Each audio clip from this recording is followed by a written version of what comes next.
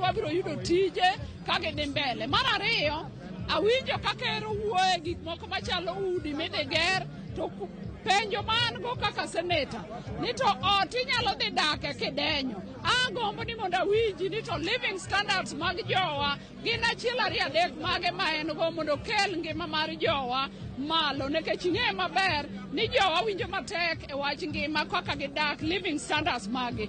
Mago gik moko awinjo kowuoyo kowacho ni mine no yier e bunge mang'eny.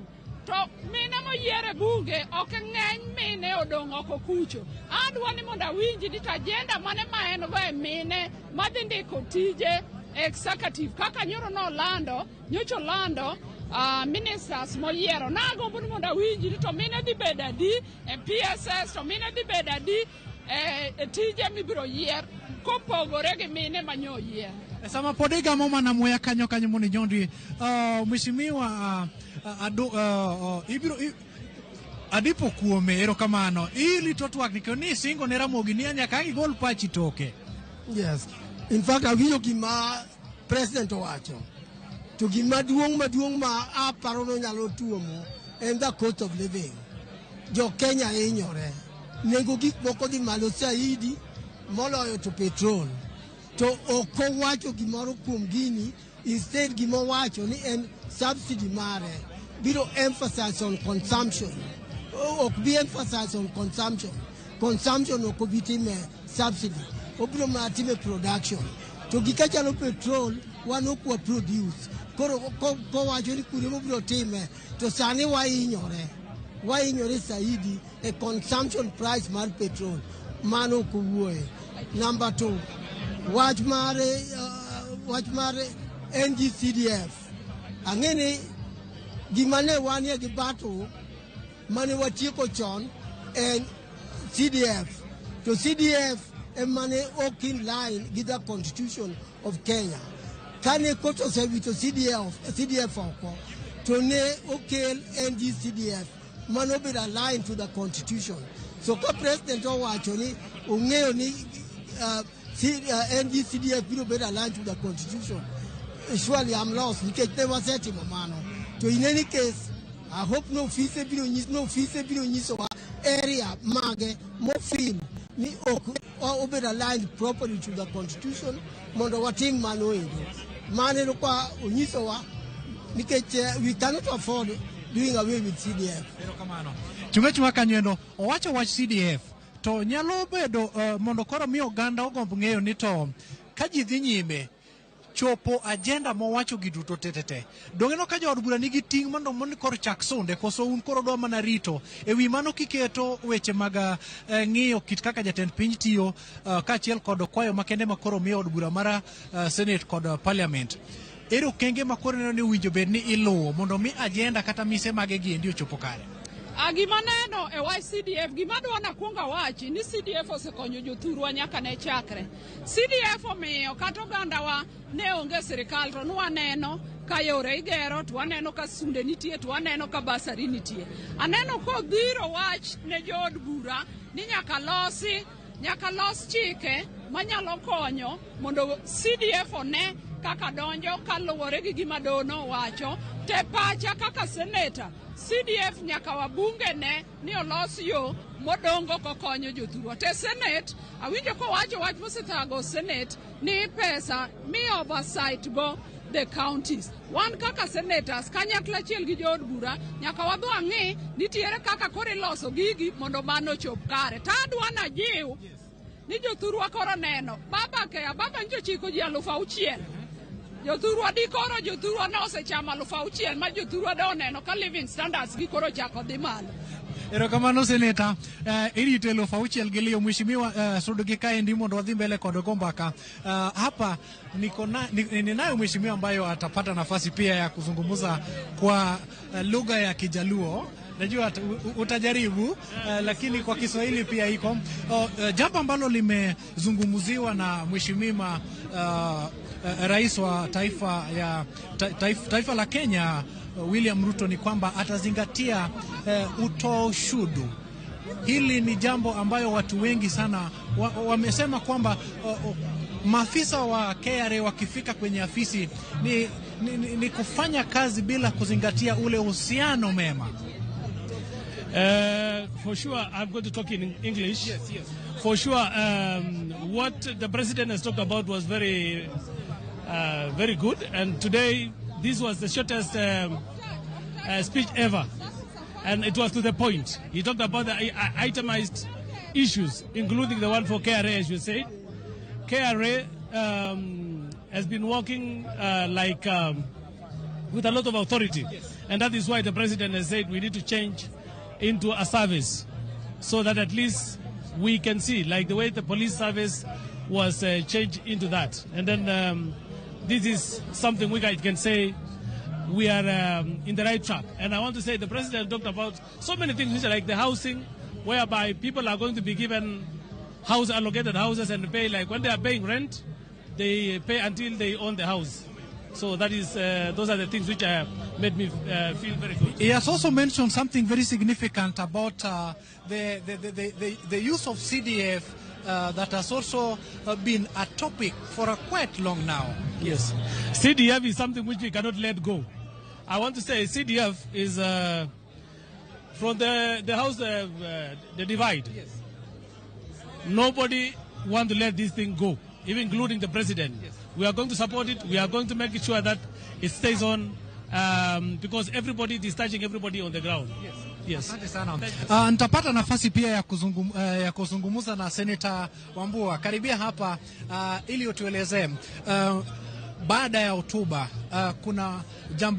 kuna mambo ambayo watu wengi wameanza kulizungumzia. Kwako kama senator kuna majukumu ambayo rais amesema kwamba sasa iko mikononi mwa senator. Ile jambo ambayo rais amesema kwa hotuba yake ambayo imefurahisha masenators wengi ni kwamba serikali yake sasa itatilia maanani ile pesa inaitwa Senate Oversight Fund. Yes. Ni pesa ambazo masenators tangu 2013 wamekuwa wakipigania na wajapata. Kama atapatia senators hiyo fund ya kuwezesha kutembea kwa kaunti zao, kuangalia miradi ambayo inafanywa na governors, hiyo itakuwa ni jambo la muhimu. Kwa hivyo kwa maneno ya Senate Fund, hapo naona rais amefanya vizuri. Kuna umuhimu wa kuzingatia mambo ambayo inaleta swala mzima ambayo itakuwa la kuwekeza uwepo wa maji katika nchi haswa Machakos, Makueni na pengine tuseme Northeastern. Sisi kama wabunge na viongozi kutoka eneo la Lower Eastern, shida yetu kubwa ya watu wetu ya kwanza ni maji, shida ya pili ni maji na shida ya tatu ni maji. Na sisi tutaweka pressure kwa serikali ya national government na county governments ku make sure kwa wakati huu ile pesa ambayo inategwa kupeleka kufanya maendeleo kule Ukambani, kiasi kikubwa cha hiyo pesa inaenda kwa maji. Kwa sababu maji imekuwa ni shida kule kwetu kwa miaka yote hii. Na sasa tumesema wakati umefika wa kusukuma serikali ku make sure maji yamepatikana Ukambani. Asante sana, shukrani. Mano kanyo moko kuom jo od bura ma wasebedo ka godo mbaka kaendi ma bende miyo amiya ler kan tende kod twak mogol kod jatend piny Kenya mano William Ruto mana thuolo machuok en twak ma bende obedo twak magi wacho ni chuokie mokalo ma okawo mana seche madirom 43 kama endi twak ma bende gipimo ni nyaka chop seche ginyal mana pim kod mano ma bende jatend piny osebedo ka opogore kod jatend piny magi wacho ni ne kaoga thuolo madhi seche ariyo oloso matut kod weche mago mokelo pi mago motelo weche mag ler mag arita kaachiel kod mamoko mak mana ni nyaka chop seche nyaka romo gajwang' adiyo jaod bura Opiyo Wandayi kaendi ma biro mana pimo na mano matin tu gi seche gi mheshimiwa machiegni kuom loso kod Ramogi TV. Ang'eyo ni nyaka isebedo ka idich mokalo mak mana ni kaluwore kod dwaro makende mar jiko Ramogi winjo kaka in iwuon iwinjori twak odhi kodi nade jaod bura mosebedo od bura kuom thuolo malach. Wachiko itwa ni Muluor Ruto sama nochiwo twak mare e od bura to wacho weche mang'eny to gimoko wuoye en wach mar mibadhi nikech kono ywak ni pesa onge ma sirikal odwaro mondo jotend migepni mondo omany kaka nyalo dwaro pesa mondo kik kethre to ok owach malong'o ni to en ang'o wuon modhi timo mondo oked kod mibadhi nikech wang'e malong'o ni mibadhi e achiel kuom gigo mosemiyo pesa jopiny olal thurwa ka nigo kuom higni malach. Omiyo kapok otimo gimoro amora Ruto nyaka duok kendo mondo nyiswa to en kod chenro mane wach mar kedo gi mibadhi. To mar ariyo owacho ni pesa onge to koni pod osiko chiko ji pesa. Ochiko Senate pesa, ochiko pesa midhi med ji e wach mar NSSF to kuma pesa go okie bende ok owachnwa.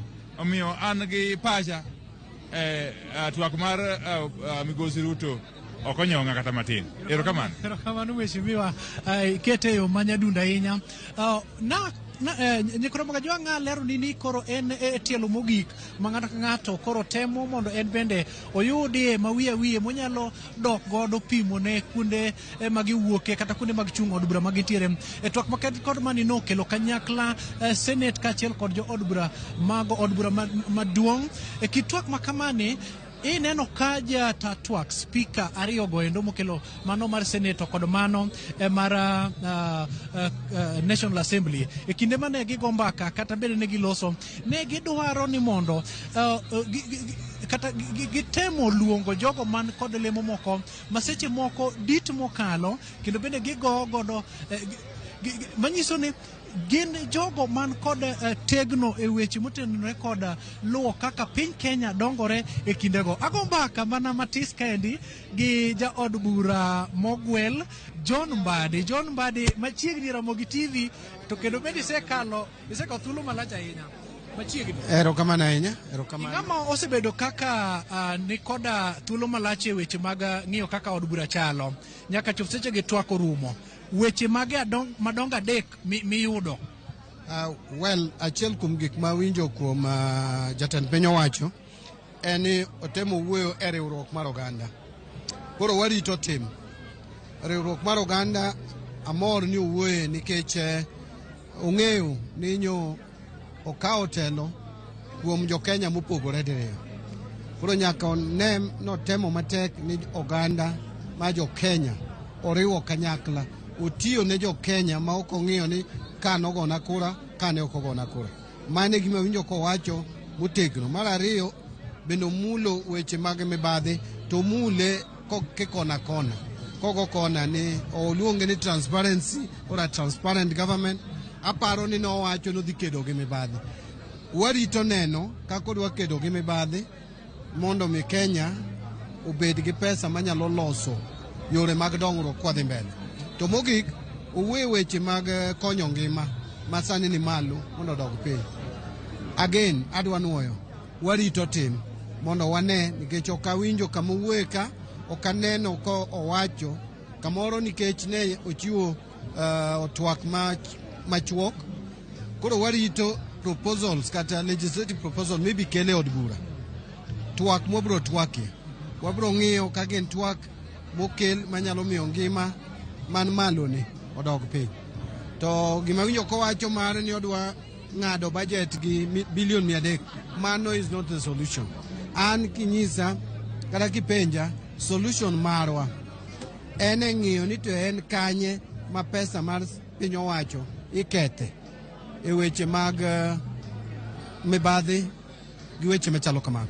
Kikedo gi mago wabro bedo gi pesa moromo, wabro bedo go moromo mabro riembo weche serikali e yo makare kendo Kenya bro bedo gi dongo. Mheshimiwa, idhi adhiya lakini pile kama ji ochokore e siasa ok nyal koso moko betie. Awinjo ka jatend piny owacho ni ne en jalup jatend piny to e kinde no chung' kaka jatelo to ng'at mane pingo sirikal bende emane jatend piny oyiero ma dhano olie lak. In owuon gi ng'at ma wang'e riek. An to kadi penja ka part no kopo ni ondiknego speech dogole oko nikech gima President Ruto ning'ong'e ni jo Kenya pok ochango.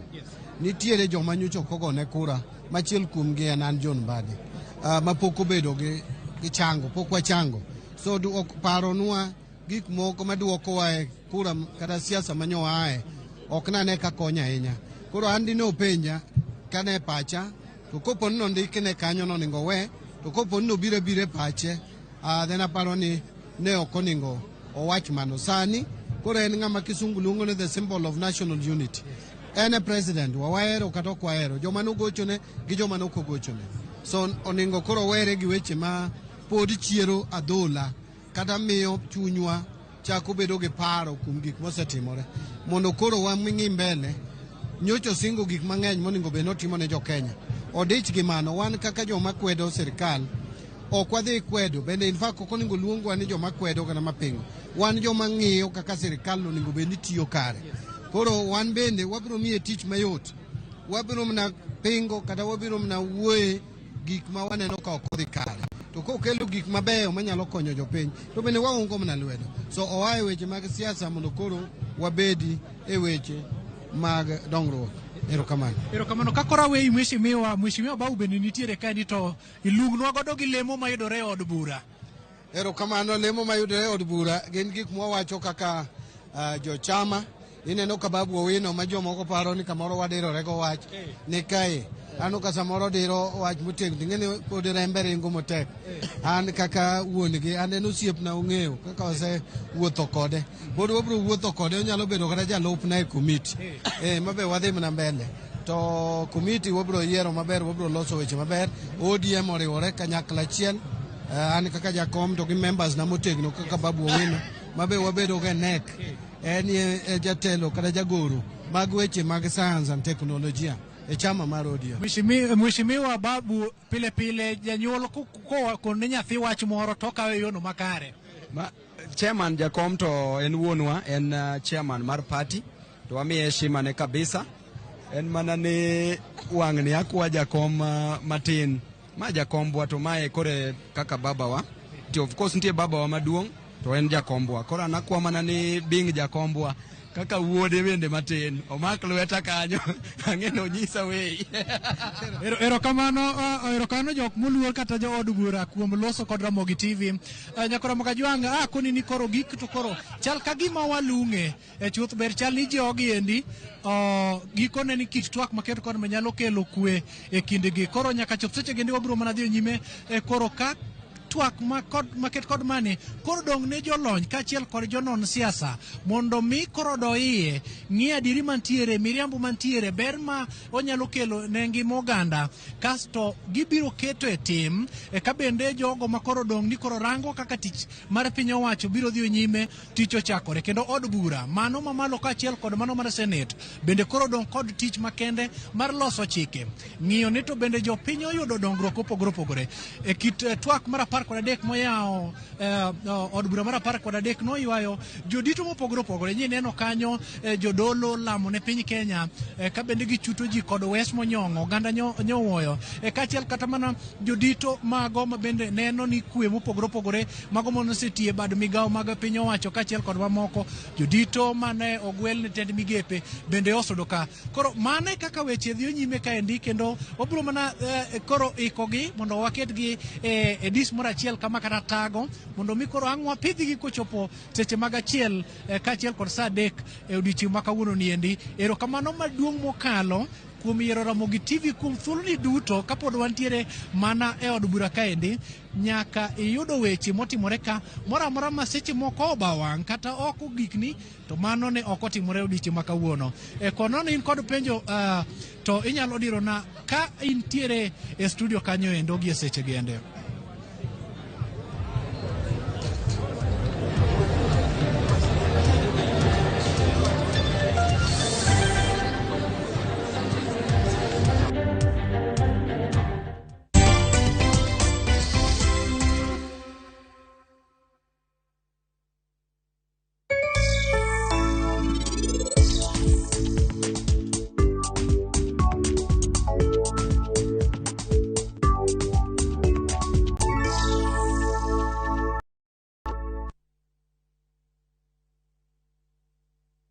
man, what are you doing in the dormitory area? Schoolflix Data Pass is back. Now you can watch all your favorite films for free with 100 MB of data from Safaricom. To get Schoolflix Data Pass, simply tap Data Pass in the app and select Schoolflix. Schoolflix Data Pass. 100 MB to watch your favorite film on View Sasa.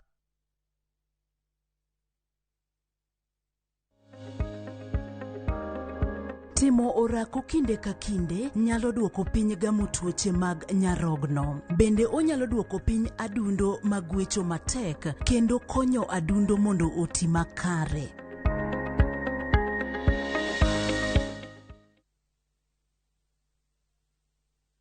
Tenbop, Ashu, Kinde. Regulated by the BCLB. License number 416. Imbalas, imekuwa ikiniambalas. Na unasendaje na niko kwa hii network?